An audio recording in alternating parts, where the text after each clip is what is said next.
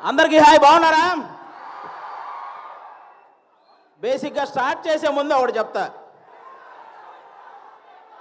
హనుమంతుడు ఉన్న చోట జై హనుమాన్ అన్న తర్వాత మన పని మొదలెడతాం, అవునా? శ్రీరాముడు ఉన్న చోట జై శ్రీరామ్ అన్న తర్వాత మన పని మొదలెడతాం, అవునా? అలాగే బాలయ్య బాబు గారు ఉన్న చోట జై బాలయ్య అన్న తర్వాతే మన స్పీచ్ మొదలెడతాం. ఒక్కసారి జై బాలయ్య అనండి. ఇప్పుడు బాలకృష్ణ గారి గురించి మాట్లాడుకునే ముందు మనం ఒకరి గురించి ఈరోజు మాట్లాడుకోవాలి. ప్రపంచంలో మనం ఏ మూలన ఉన్నా నేను తెలుగువాణ్ణి అని గర్వంగా ధైర్యంగా చెప్పుకుంటున్నాము అంటే ఆ గర్వం పేరు, ఆ ధైర్యం పేరు నందమూరి తారక రామారావు గారు. శ్రీరాముడు, శ్రీకృష్ణుడు ఈ దేవుళ్ళు ఎలా ఉంటారో మనకు తెలియదు, కానీ రామారావు గారు ఆ పాత్రలు వేసినప్పటి నుంచి శ్రీకృష్ణుడుగా ఆయన ఫోటోలే ఇంట్లో పెట్టాం, శ్రీరాముడుగా ఆయనకే చేతులెత్తి దండం పెట్టాం, అవునా కాదా? అలాగే మీరందరూ గమనించినట్టయితే మీ రామారావు గారి గురించి చెప్పాలంటే నాకు అంటే చిన్నప్పటి నుంచి ఆయన సినిమాలు ఎన్నో చూసి పెరిగా. మీరు బొబ్బిలి పులి అనే ఒక సినిమా చూసారా? మీరు లాస్ట్లో ఒక 15 నిమిషాల కోర్టు సీన్ ఉంటుంది, అది ఒక్కటి చూడండి చాలు. ఆయన గాంభీర్యం, ఆయన బాడీ లాంగ్వేజ్, ఆయన డైలాగ్ మాడ్యులేషన్, అలాంటి వ్యక్తిని పుట్టిన ప్రతి ఒక్కరూ స్మరించుకోవడం తప్ప మళ్ళీ అలాంటి నటులు, అలాంటి నాయకులు మళ్ళీ పుట్టరు. అలాంటి రామారావు గారి గురించి ఈరోజు బాలకృష్ణ గారి సమక్షంలో ఆయన 101వ జయంతి సందర్భంగా స్మరించుకోవటం నిజంగా అదృష్టంగా భావిస్తున్నాను sir. Thank you so much. Telugu జాతి గౌరవాన్ని రామారావు గారు కాపాడితే రామారావు గారి గౌరవాన్ని ఒక పక్క దమ్మున్న సినిమాలు చేస్తూ ఇంకో పక్క నిజాయితీ గల రాజకీయాలు చేస్తూ కాపాడుకుంటూ వస్తున్న వ్యక్తి మన నందమూరి బాలకృష్ణ గారు. నందమూరి బాలకృష్ణ గారు మీరందరూ గమనించినట్లయితే చాలామంది బాలకృష్ణ గారు ఎవరినో కొట్టారు, బాలకృష్ణ గారు ఎవరినో తిట్టారు అని రాస్తుంటారు. కానీ బాలకృష్ణ గారు కొన్ని వేల మంది పేద ప్రజల బతుకులు నిలబెట్టారు, అది రాయాలి.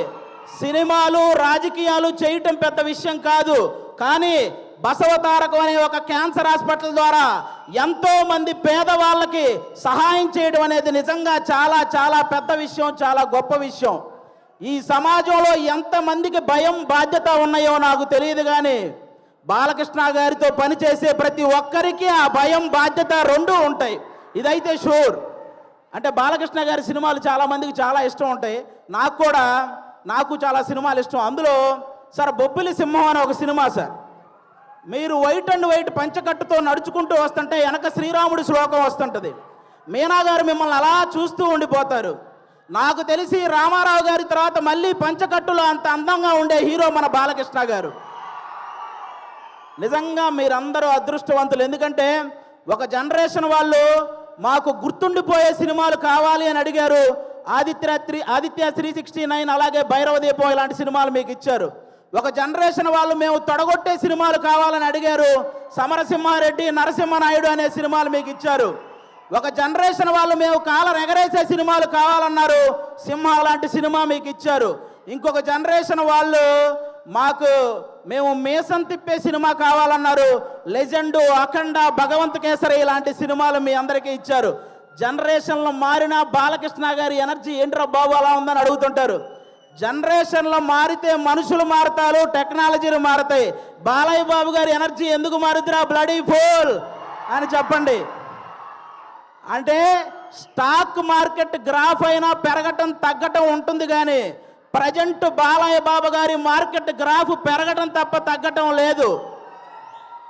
అంటే అటు పక్క సినిమాల్లో అన్స్టాపబుల్, ఓటీటీలో అన్స్టాపబుల్, రాజకీయాల్లో అన్స్టాపబుల్, సేవ చేయడంలో అన్స్టాపబుల్, అనవసరంగా దూరిన వాడిని కొట్టడంలో అన్స్టాపబుల్, అవసరం అని అడిగిన వాడికి పెట్టడంలో అన్స్టాపబుల్.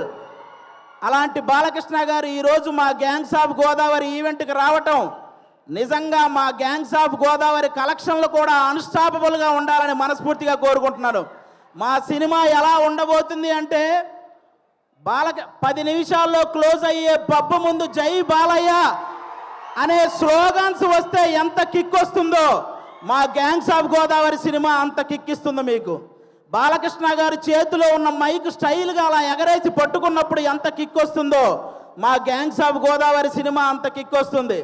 బాలకృష్ణ గారు ఇంట్రెస్టింగ్గా మాట్లాడుతున్నప్పుడు మధ్యలో ఫోన్ వస్తే ఆ ఫోన్ తీసి స్టైల్గా ఇసిరేసినప్పుడు ఎంత కిక్ వస్తుందో మా గ్యాంగ్స్ ఆఫ్ గోదావరి సినిమా అంత కిక్ వస్తుంది. పద్ధతిగా ఫోటో దిగాల్సినోడు ఫోన్ తెచ్చి మొహాన పెట్టినప్పుడు బాలకృష్ణ గారు అలా తడితే మీకు ఎంత కిక్ వస్తుందో మా గ్యాంగ్స్ ఆఫ్ గోదావరి సినిమా అంత కిక్ వస్తుంది. బాలకృష్ణ గారి సినిమాల్లో సెకండ్ హాఫ్లో వచ్చే క్యారెక్టర్ మనకి ఎంత కిక్కిస్తుందో ఈ గ్యాంగ్స్ ఆఫ్ గోదావరి సినిమా కూడా అంత కిక్కిస్తుంది. ఫైనల్గా ఒక మాటలో చెప్పాలంటే మ్యాన్షన్ హౌస్ వేస్తే ఎంత కిక్ వస్తుందో మా గ్యాంగ్స్ ఆఫ్ గోదావరి కూడా అంతే కిక్కిస్తుంది. ఒక్క మాట బాలయ్య బాబు గారి పర్మిషన్తో చెప్పాలనుకుంటున్నాను.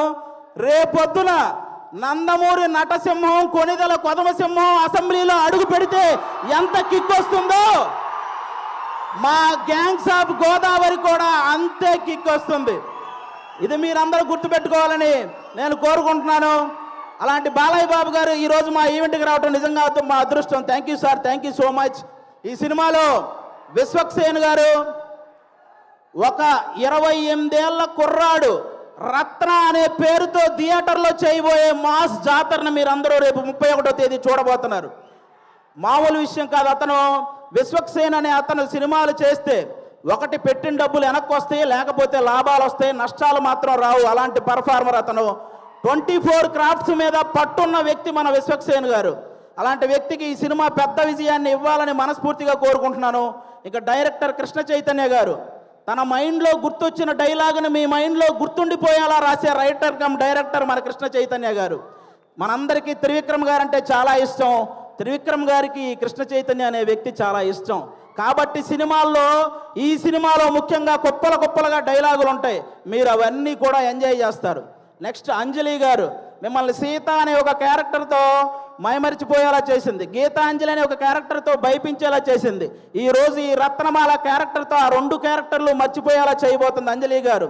ఇంకో పక్క మా నేహా శెట్టి డీజే టిల్లునే భయపెట్టిన రాధిక. ఈ సినిమాలో రత్నాకి భయపడబోతున్న బుజ్జి లాగా తను చూడబోతున్నారు. రాధికాని మర్చిపోతారు, బుజ్జిని గుర్తుపెట్టుకుంటారు. షూర్ షాట్గా చెప్తున్నాను. ఈ గ్యాంగ్స్ ఆఫ్ గోదావరి సినిమాతో మీ అందరికి ఇంకో మాట కూడా చెప్తాను. ఒక హీరోని అభిమానిస్తే ఇంకో హీరోకి వ్యతిరేకమేమో అనుకునే వాళ్ళందరికీ నేను చెప్తున్నాను, మాకు తెలుగు సినిమా అంటే పిచ్చి, తెలుగు హీరోలు అంటే పిచ్చి. అందరినీ అభిమానిస్తాం, అందరినీ గౌరవిస్తాం. తెలుగు సినిమా బాగుంటే టోటల్ అందరం బాగుంటామని భావిస్తాం. అలాంటి ఈరోజు మీరందరూ కూడా ఈ సినిమాకి వచ్చి మా సినిమాని ఆశీర్వదించడానికి వచ్చినందుకు థ్యాంక్ యూ సో మచ్. అలాగే ఈ మధ్య థియేటర్కి జనాలు రావటం కొంచెం తగ్గింది. అందరూ కూడా ఎందుకంటే ఎవరైతే ప్రేక్షకులకి అలాగే సోషల్ మీడియాలో ఉన్న రివ్యూవర్స్కి మీ అందరికీ కూడా తెలుగు సినిమాని కాపాడాల్సిన బాధ్యత మీ అందరి మీద ఉందని మనస్ఫూర్తిగా కోరుకుంటున్నాను. ప్రొడ్యూసర్స్ని దృష్టిలో పెట్టుకొని రివ్యూలు రాయాలని కోరుకుంటున్నాను. ఎందుకంటే ఒక సినిమా పోతే ఇంకో సినిమా చేయడానికి హీరో అనేవాడు మనోధైర్యం తెచ్చుకుంటే చాలు, కానీ ప్రొడ్యూసర్ అనేవాడు మనోధైర్యంతో పాటు మనీ కూడా తెచ్చుకోవాలి. కాబట్టి ఆయన గురించి ఆలోచించి ఈసారి రివ్యూలన్నీ రాయాలని, తెలుగు సినిమాని బ్రతికించాలని మనస్ఫూర్తిగా కోరుకుంటున్నాను. Once again thank you sir. Balakrishna గారు, సింహం ఆ టైంకి మిగిలి ఉన్న జంతువులన్నింటినీ వేటాడేస్తుంది. బాలకృష్ణ గారు ఆ టైంకి ఉన్న రికార్డులన్నింటినీ వేటాడేస్తూ ఉంటారు. అది బాలకృష్ణ గారు. Thank you so much. జై తెలుగు సినిమా. Thank you. అది ఒక డైలాగ్ కూడా చెప్పేరాదు బాలయ్య బాబు గారి డైలాగా. ఓటీటీ అయినా సినిమా అయినా పొలిటికల్ అయినా నాన్ పొలిటికల్ అయినా ఆయన దిగనంత వరకే. Once he step in history repeats. Thank you so much Aadi. Thank you so much. అసలు ఆది మాట్లాడుతున్నంత సేపు బాలకృష్ణ గారు, సింహం ఆ టైంకి మిగిలి ఉన్న జంతువులన్నింటినీ వేటాడేస్తుంది. బాలకృష్ణ గారు ఆ టైంకి ఉన్న రికార్డులన్నింటినీ వేటాడేస్తూ ఉంటారు. అది బాలకృష్ణ గారు. Thank you so much. జై తెలుగు సినిమా. Thank you. అది ఒక డైలాగ్ కూడా చెప్పేరాదు బాలయ్య బాబు గారి డైలాగా.